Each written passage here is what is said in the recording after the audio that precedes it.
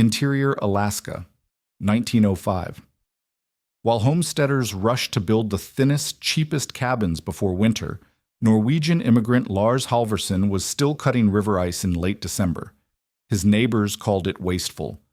They called him a fool. He spent 4 days hauling 200-pound ice blocks, stacking them 6 feet high around his 16 by 20 cabin with a 2-foot air gap all around.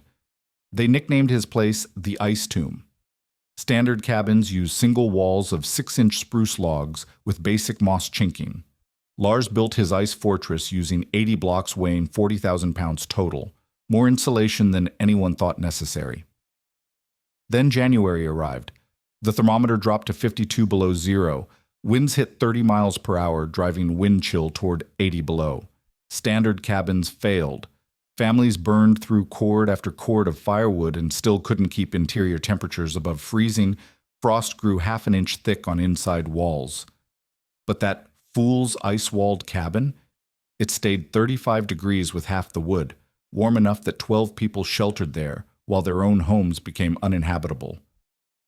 What did he understand about heat, insulation, and survival that experienced frontiersmen missed? And how did his excessive preparation prove that sometimes building like the winter you hope never comes is exactly what saves lives when it does? If you value stories of practical wisdom that stood the test of time, make sure to subscribe. We've got more documented accounts worth remembering. Comment your city and time. We love reading where these documentaries reach. The thermometer nailed to the spruce post outside Lars Halvorsen's cabin read 52 degrees below zero. A stiff 25-mile-per-hour north wind drove the wind chill down toward the 80 below range, where exposed skin freezes solid in minutes. The camera tracked along a ring of river ice blocks, stacked 6 feet high around the 16 by 20-foot log cabin, each block 2 feet thick and 4 feet long, leaving a precise 2-foot air gap between ice and logs. 60 yards away, Henry Dobson chipped ice from a water bucket that had frozen solid overnight in his single-wall cabin, while frost crept across his interior log walls at eye level. This scene marked the vindication Lars had quietly expected since late September, when he'd first announced his intention to bank his cabin with river ice. The mockery had started immediately. But to understand how a Norwegian immigrant's fool's method became the difference between survival and catastrophe, the story began 4 months earlier, when the settlement still believed their conventional wisdom would carry them through another Alaska winter. Lars Halvorsen had arrived in the Tanana Valley in 1903, carrying knowledge earned through brutal Minnesota and Manitoba logging camp winters. He'd seen barns and line shacks fail when walls were too thin and wine found every gap. More importantly, he'd traded with Alaska natives along coastal routes and spent nights inside sod-covered barabaras and simple snow shelters, experiencing firsthand how still air and thermal mass created warmth that no amount of firewood could match in a drafty cabin. The small cluster of 8 homesteads along the frozen river bend represented typical frontier construction.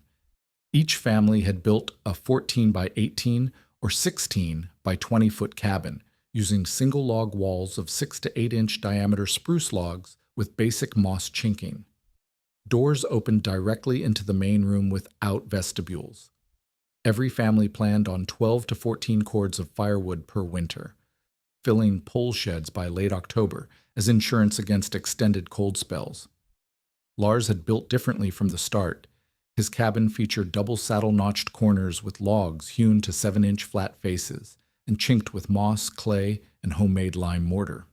A 4 by 6-foot Arctic entry attached to the front door copied the wind-blocking design he'd observed in native houses. The floor sat 18 inches off the ground with skirting to block underfloor wind. When neighbors questioned the extra work, Lars quoted his logging camp rule, "Build for the winter you hope never comes." The real controversy began in early November, when river ice reached 10 to 12 inches thick. Lars announced his plan to cut blocks and bank the cabin with ice, 2 feet thick all around. Henry Dobson, the most experienced freighter in the settlement, called it the stupidest waste of effort he'd ever heard. "Snowbanks itself just fine," Dobson declared. "You don't work to make yourself colder." Another neighbor joked that Lars was building his own ice house around his living room, referencing the traditional ice cellars used for summer food storage. The nickname Ice Tomb stuck as Lars began his methodical preparation. He selected cutting sites in sheltered river bends where ice measured 14 to 16 inches thick by late December, testing depth with a hand auger. Using a 5-foot crosscut saw, ice chisel, pike pole, and homemade ice tongs, he scored blocks roughly 2 by 4 feet. Each block weighed 200 to 250 pounds, depending on thickness and ice density. Moving the blocks required a hand sled and pole drag behind his horse. Each trip hauled 3 to 4 blocks, weighing 700 to 900 pounds total from river to cabin, a distance of 60 to 80 yards. Over 4 intensive days, he moved 80 blocks, enough for a continuous wall around his cabin perimeter. The construction methodology drew constant ridicule. Lars laid a foundation track of spruce poles on the snow to distribute weight and prevent settling. He set the first row of blocks precisely 24 inches from his log walls, maintaining a continuous air gap. The blocks were stacked in staggered joints like brickwork to a final height of 5.5 to 6 feet, slightly higher on the north and west windward sides. During cold snaps, he poured buckets of hot water over the seams, flash freezing joints into monolithic ice sheets. The 18 to 24-inch air gap between cabin and ice represented the system's core principle, trapping still air as the cheapest insulation on Earth. Where drifted snow accumulated in the gap, Lars packed it to 12 to 18 inches deep, knowing that a foot of undisturbed snow could provide thermal resistance equivalent to modern R12 insulation.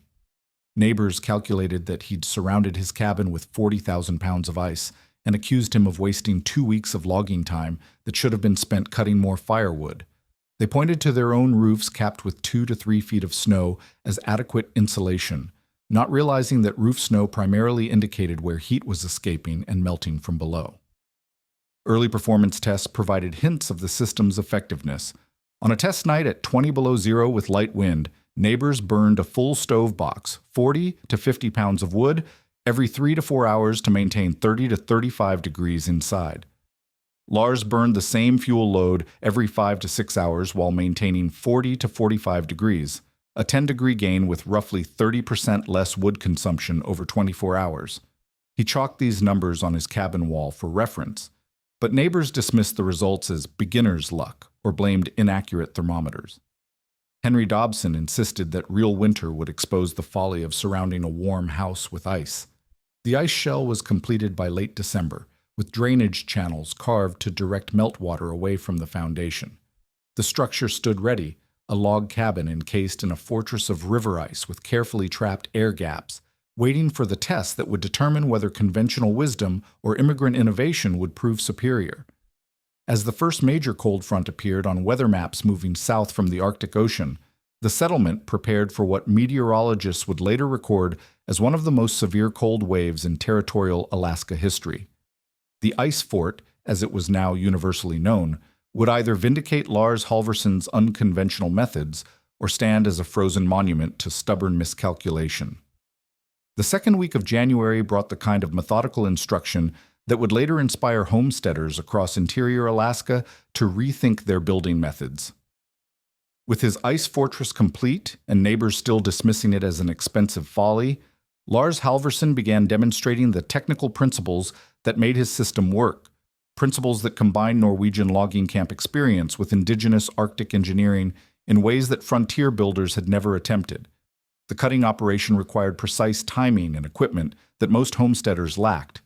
Lars had waited until river ice reached its optimal thickness of 14 to 16 inches, testing multiple locations with a hand auger to find sections free of air bubbles and stress cracks. The tools were specialized: a 5 to 6 foot crosscut saw for scoring initial cuts, an ice chisel or spud bar for breaking edges clean, a pike pole for maneuvering blocks in the water, and homemade ice tongs fashioned from bent iron for lifting. Each implement had been modified based on techniques he'd observed among ice harvesters in Minnesota logging operations. The river bend he selected offered sheltered cutting conditions and ice of exceptional density, close to 0.9 grams per cubic centimeter, nearly as solid as the purest commercial ice. He scored blocks measuring 2 feet thick by 4 feet long, each weighing between 200 and 250 pounds, depending on exact dimensions and ice quality. The scoring pattern followed traditional ice harvest methods: parallel cuts spaced exactly 2 feet apart, then perpendicular cuts every 4 feet, creating a checkerboard of uniform blocks ready for extraction. Moving blocks from river to construction site demanded both technique and endurance. Lars used a hand sled reinforced with iron runners and a pole drag system behind his workhorse. Each trip carried 3 to 4 blocks totaling 700 to 900 pounds, requiring careful loading to prevent shifting during the 60 to 80-yard journey from cutting site to cabin. The operation took 4 full days of dawn to dusk work, moving approximately 80 blocks weighing a combined 40,000 pounds. Henry Dobson made a point of counting every trip and calculating the labor cost. 2 weeks of work he could have spent cutting firewood, Dobson announced to anyone who would listen. Man's going to freeze himself to death trying to stay warm with ice. Other neighbors gathered to watch the spectacle, joking that Lars was building the world's biggest ice house around his living room. The consensus remained that any method involving ice as insulation violated basic common sense. The foundation system revealed careful engineering hidden beneath apparent simplicity. Lars laid tracks of peeled spruce poles directly on the snow to distribute the massive weight and prevent settling that would crack his ice walls. The poles ran parallel to each wall, spaced 18 inches apart and extending 2 feet beyond each corner to create a stable platform. This foundation principle borrowed from native Alaskan construction techniques he'd observed, where heavy sod roofs required similar weight distribution systems. Wall construction followed masonry principles adapted for ice blocks. Lars positioned the first row exactly 24 inches from his log cabin walls, creating the critical air gap that would trap still air, what he called the cheapest insulation on Earth. The blocks were laid with staggered joints like brickwork, each block overlapping the joint, below by exactly 1 foot to create structural integrity. Successive rows stepped back slightly toward the cabin, creating a subtle taper that improved stability and drainage. The mortar system used physics that few frontier builders understood. During cold snaps, when air temperatures dropped below zero, Lars poured buckets of hot water over the block seams. The water flash froze within minutes, welding adjacent blocks into continuous ice sheets, stronger than the individual components. This technique created monolithic walls that could withstand wind pressure and thermal expansion while maintaining precise dimensional control over the air gap. The air gap itself represented the system's critical innovation. At 18 to 24 inches wide, the space was large enough to trap significant volumes of still air while remaining narrow enough to prevent convection currents that would circulate cold air against the cabin walls. Where snow drifted into the gap, Lars packed it to depths of 12 to 18 inches, understanding that undisturbed snow could provide thermal resistance equivalent to 12 inches of modern fiberglass insulation. Neighbors ridiculed every aspect of the construction.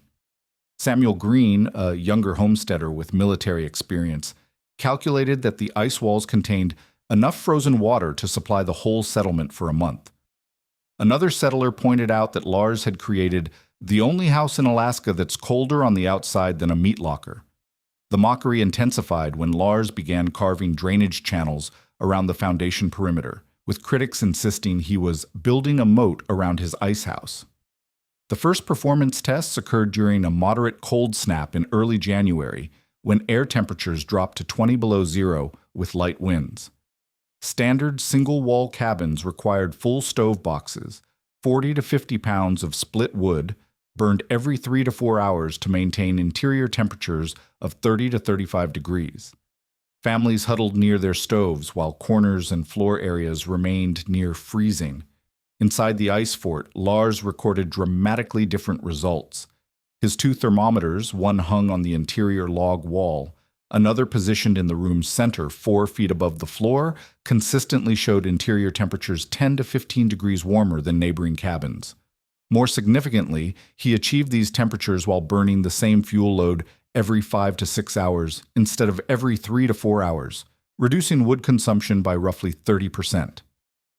The thermal dynamics were straightforward but revolutionary for frontier construction. With wind eliminated by the ice walls, the log cabin walls behaved like insulated rather than exposed surfaces. Heat left the interior primarily through slow conduction rather than rapid convection, allowing body heat and moderate stove firing to maintain comfortable temperatures. The ice walls created a buffer zone where outside air at 20 below gradually warmed to 10 below at the ice surface, 0 degrees in the air gap, and 15 above at the log wall exterior.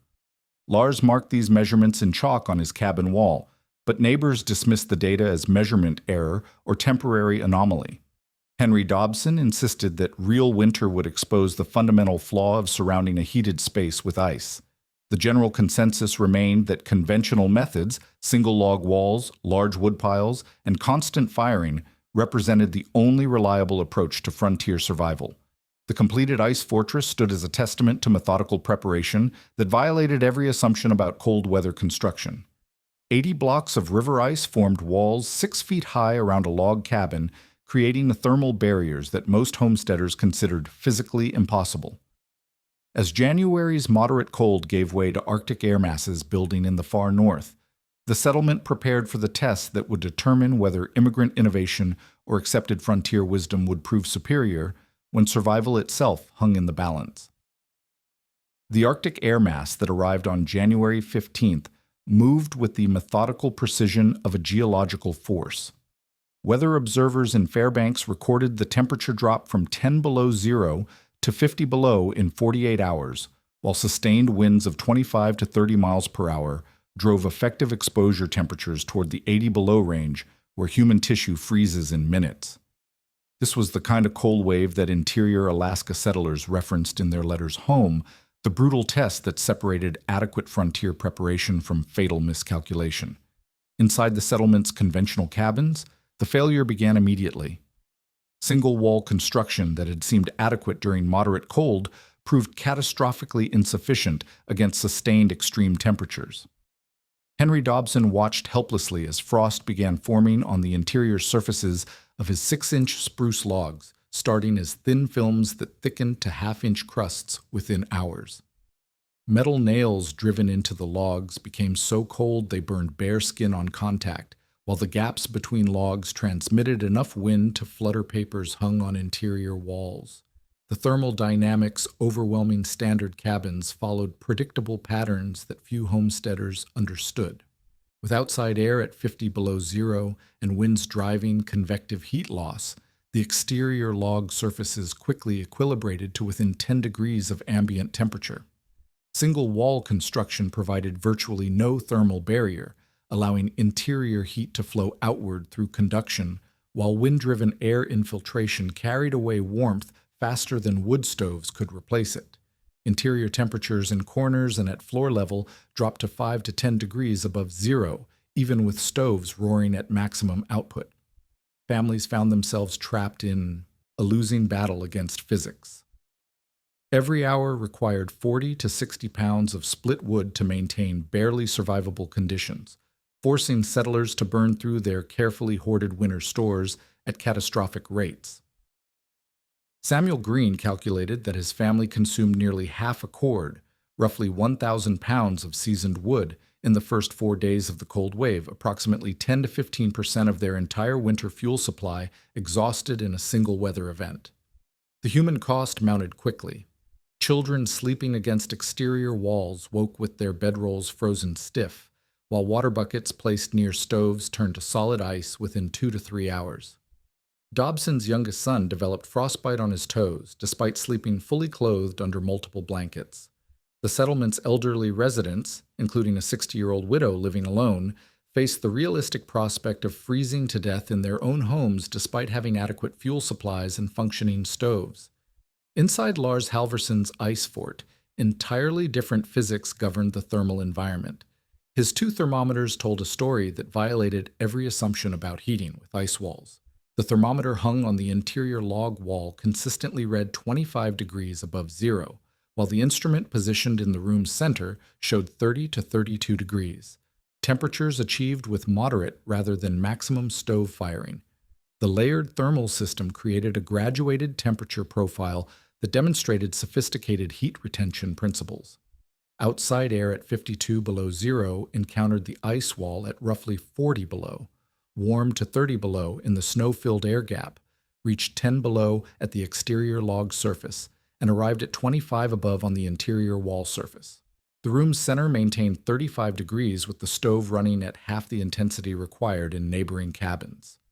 Most remarkably, Lars achieved these temperatures while consuming approximately half a cord of wood during the same 4-day period when neighbors burned full cords or more. The ice walls eliminated wind-driven heat loss entirely, allowing the log cabin to function as an insulated rather than exposed structure. Body heat from occupants, approximately 300 watts per adult and 150 watts per child, contributed measurably to interior warmth rather than being immediately lost to convection. Marta Halvorsen documented the performance with careful observations that would later influence cold weather construction throughout the region. She recorded stove firing intervals, wood consumption, and temperature readings at different locations within the cabin.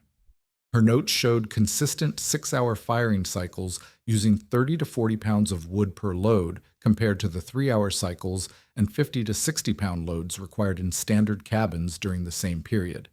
The contrast became undeniable when Dobson made his first reluctant visit to check on the Halvorsen family. Stepping from the howling wind into the space between ice wall and cabin, he experienced the immediate stillness that characterized the thermal buffer zone. The absence of wind chill was so dramatic that he could work barehanded in the gap despite outside temperatures that would cause severe frostbite in minutes. Inside the cabin, Dobson encountered conditions that challenged his fundamental assumptions about cold weather survival. The interior felt genuinely warm rather than merely less cold, with enough residual heat that the family could move freely without heavy coats. Most shocking to a man whose own cabin required constant attention to prevent freezing, Lars maintained comfortable temperatures with relaxed rather than frantic stove management. The igloo analogy that Lars had mentioned during construction suddenly made practical sense. Traditional snow houses routinely maintained interior temperatures 40 to 60 degrees warmer than outside conditions, even at 40 below zero ambient temperature. The ice fort achieved similar thermal performance on a larger scale, using the same principles of wind elimination, thermal mass, and trapped insulation that native Arctic builders had employed for centuries. By the third night of the cold wave, subtle cracks appeared in the settlement's confidence in conventional methods. Dobson's wife quietly suggested that their youngest children might sleep warmer at the Halvorsen cabin, while Samuel Green began calculating whether his family could survive the remaining winter on their rapidly depleting wood supply. The widow living alone had already burned through 3 weeks' worth of normal fuel consumption in 4 days. The crisis deepened as weather reports indicated the cold wave would persist for several more days. Standard cabins showed signs of structural stress from extreme temperature differentials, with chinking falling out of log gaps and door frames shifting as wood contracted. Families faced the grim mathematics of fuel consumption versus survival time, while the ice fort continued operating with comfortable efficiency. As footsteps began appearing in the snow leading toward Lars Halvorsen's supposedly foolish ice walls, the settlement confronted the uncomfortable reality that their conventional wisdom had failed catastrophically. The ice tomb had become the warmest, most efficient shelter in the valley, demonstrating that sometimes the methods dismissed as impossible proved superior when survival itself depended on understanding rather than assumption. The first footsteps appeared in the snow at 11 o'clock on the third night, when Henry Dobson carried his youngest son through the howling darkness toward the warm glow seeping from Lars Halvorsen's door. The boy's feet had gone numb despite thick wool socks and felt boots, while Dobson's own cabin registered 8 degrees above zero near the stove and below, 0 in the corners. Behind him came Samuel Green with his wife and 3 children, then the elderly widow, whose single-room cabin had become uninhabitable despite burning wood at a rate that would exhaust her supply within 2 weeks. The transformation of the 320-square-foot cabin into a refugee shelter required immediate reorganization based on principles Lars had learned during overcrowded logging camp winters. He directed the construction of sleeping platforms 18 inches off the floor along 2 walls, understanding that warmer air layers rose above the coldest zones near ground level. Children were positioned along the interior wall furthest from the door, while adults took positions closer to the stove and entry where they could manage fuel and monitor the youngest family members. The thermal dynamics of 12 to 15 people sharing a small space created measurable changes in the cabin's heat balance. Each adult human generated approximately 300 watts of metabolic heat, while children produced 150 to 200 watts, energy equivalent to 3 to 4 small oil lamps added to the system. This biological heating supplemented the wood stove's output in ways that igloo builders had understood for generations, where body heat from multiple occupants could maintain comfortable temperatures with minimal external fuel. Lars walked Henry Dobson through the 5-layer thermal system that made their survival possible, using simple language to explain principles that most frontier builders had never considered. Outside air at 55 degrees below zero struck the ice wall, which absorbed and slowed heat transfer through thermal mass. The snow and air gap created a buffer zone where temperatures climbed from 30 below at the ice surface to 10 below near the logs. The log wall interior surface registered 20 degrees above zero, while living space air maintained 35 to 38 degrees near the floor and 45 to 50 degrees around the stove. Performance measurements under full occupancy revealed the system's remarkable efficiency. With 15 people inside generating combined body heat equivalent to a substantial heating source, interior temperatures rose to 40 degrees in the cabin center and 60 degrees in the warmest corner near the stove. Outside conditions had worsened to 57 below zero with sustained 30-mile-per-hour winds, yet the ice fort maintained comfortable conditions using less wood than a single family normally consumed in a standard cabin. The contrast with conditions elsewhere in the settlement grew more dramatic each day. Samuel Green's abandoned cabin developed burst water barrels when 25 gallons of stored water froze and expanded, scattering ice chunks across the floor. The widow's cabin required hourly firing with 60-pound fuel loads to maintain barely survivable temperatures, consuming her winter wood supply at an unsustainable rate. Henry Dobson's place registered temperatures so low that metal tools left near exterior walls became too cold to handle without gloves. Most telling was the condition of livestock and equipment in unheated structures.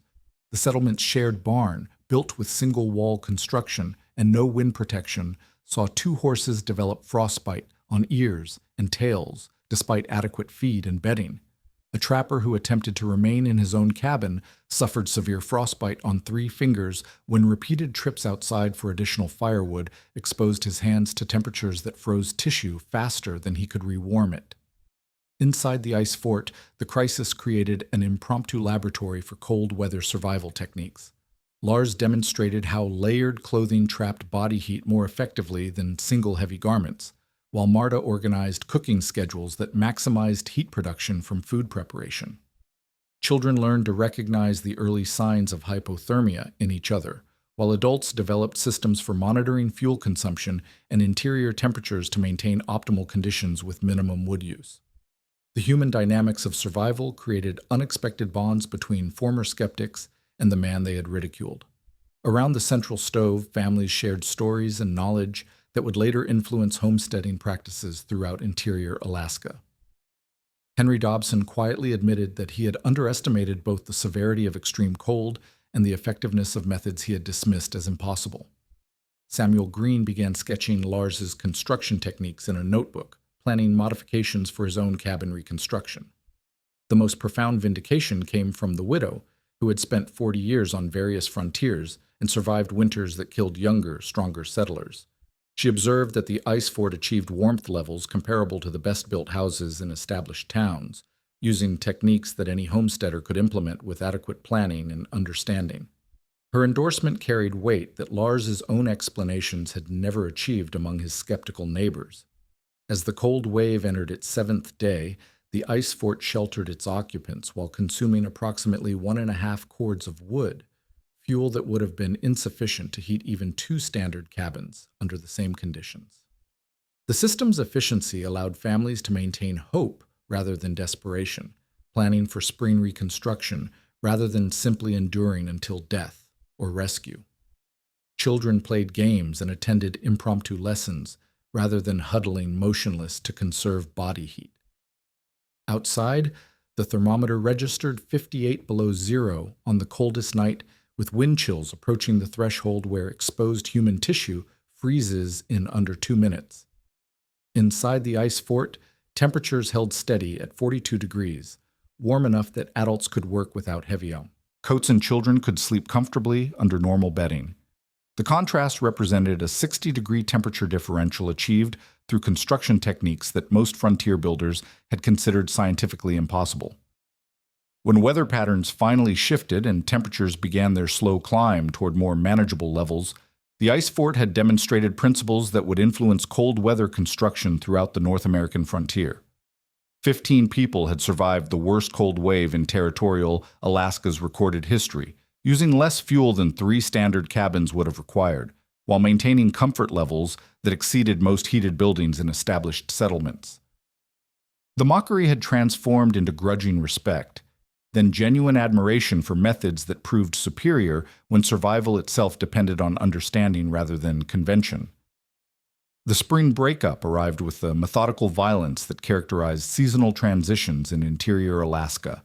Over 5 days in late April, the ice walls slumped and collapsed as temperatures climbed above freezing, sending thousands of gallons of meltwater streaming away from the cabin through the drainage channels Lars had carved the previous winter. The massive blocks that had formed an impenetrable thermal barrier dissolved into puddles and rivulets, leaving only the ring of worn spruce poles that had supported 40,000 pounds of river ice through the territory's harshest recorded winter. The cabin itself emerged from its ice cocoon remarkably intact. Careful inspection revealed no structural damage from the thermal cycling, only minor water staining where meltwater had run off the roof and foundation areas. The drainage system had functioned exactly as designed, channeling runoff away from the building rather than allowing it to pool against the log walls. Most significantly, the wood showed no signs of unusual rot or deterioration, dispelling concerns that the ice walls might have created moisture problems during the thaw period. The fuel accounting told a story that would reshape cold weather construction thinking throughout the Northern Territories. Lars had consumed 6.5 cords of wood during the entire winter, including the week when his cabin sheltered 15 people during the worst cold wave on record. His neighbors, even accounting for the shared week in the ice fort, had each burned 10 to 12 cords, maintaining barely adequate temperatures in their single-wall cabins.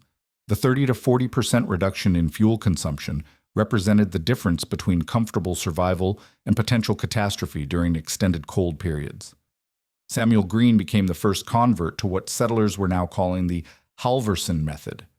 Before the following winter, he added a crude Arctic entry measuring 4 by 6 feet to his cabin's front door, copying the wind-blocking vestibule design that Lars had adapted from. Native Barra construction. He banked 3 feet of snow around his foundation and constructed partial ice walls on the north and west sides using blocks cut from the same riverbend where Lars had quarried his fortress materials. The modifications required significantly less labor than Lars's complete ice enclosure, but produced measurable improvements in fuel efficiency and interior comfort. Green documented a 20% reduction in wood consumption compared to his previous winter, with interior temperatures consistently 5 to 8 degrees warmer than he had achieved with conventional single-wall construction. His detailed notes, maintained throughout the heating season, provided the first systematic documentation of partial ice wall effectiveness. Henry Dobson's transformation proved more gradual, but equally significant. The man who had led the mockery of Lars's ice tomb quietly began implementing selected elements of the system. He added a simple vestibule to break wind from his door, banked snow 4 feet deep around his cabin's foundation, and experimented with crude ice blocks positioned only on the windward walls where heat loss was greatest. Though he never admitted the connection publicly, his fuel consumption dropped by nearly 25% while maintaining interior temperatures that had previously required constant stoking. The elderly widow, whose survival had depended entirely on refuge in the ice fort, became the method's most vocal advocate among the settlement's women. She described to visiting families how the thermal buffer zones had created comfortable working conditions and reliable sleeping warmth that surpassed anything she had experienced in 40 years of frontier life. Her testimonials carried particular weight because her age and frailty made survival claims impossible to dismiss as youthful bravado or masculine exaggeration. Word of the ice fort's performance spread through the network of traders, mail carriers, and seasonal workers who connected scattered homesteads across interior Alaska. By the following autumn, homesteaders along the Yukon River and in the Fairbanks mining district were experimenting with snowbanking, ice walls, and Arctic entries adapted from Lars's design. The techniques proved particularly popular among Norwegian, Swedish, and Finnish immigrants who recognized similarities to cold-weather construction methods from their home countries. The connection to indigenous building wisdom became increasingly apparent as more settlers learned about native Alaskan thermal management techniques. Coastal Alutiiq builders had used semi-subterranean sod houses with elaborate entry tunnels for centuries before territorial settlement, achieving interior temperatures 40 to 50 degrees warmer than outside conditions using minimal fuel. Interior Athabascan groups employed snow shelters, earth berms, and carefully positioned windbreaks that operated on identical principles to Lars's ice fort system. Modern building science would eventually validate every aspect of the Halvorsen method through thermodynamics calculations that frontier settlers understood only through practical experience. The ice walls functioned as thermal mass barriers that absorbed and released heat slowly, preventing rapid temperature swings and reducing peak heating loads.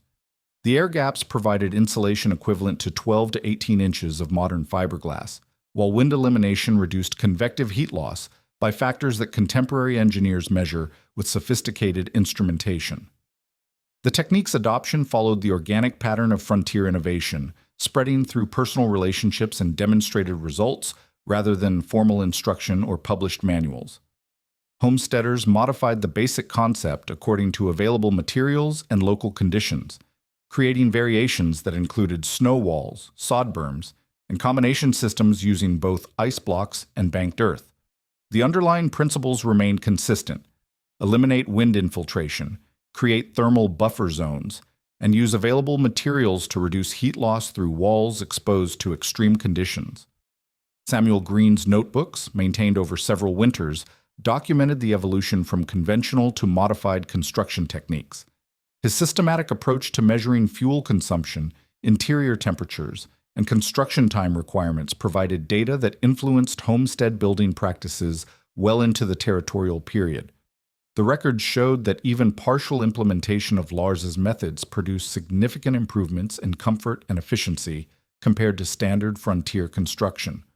The legacy extended beyond immediate practical applications to influence broader attitudes toward indigenous knowledge and immigrant building traditions. Settlers who had initially dismissed native thermal management techniques as primitive began recognizing sophisticated engineering principles adapted to Arctic conditions.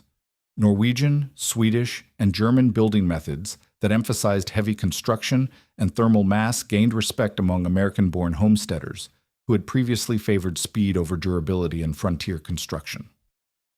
The transformation of Lars Halvorsen from village fool to respected innovator represented more than personal vindication.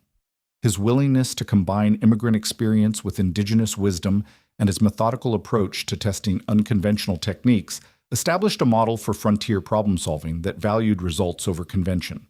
On the frontier, survival ultimately belonged not to those who built the fastest or cheapest shelters, but to those who understood that preparing for the worst possible winter was the most reliable path to seeing spring return.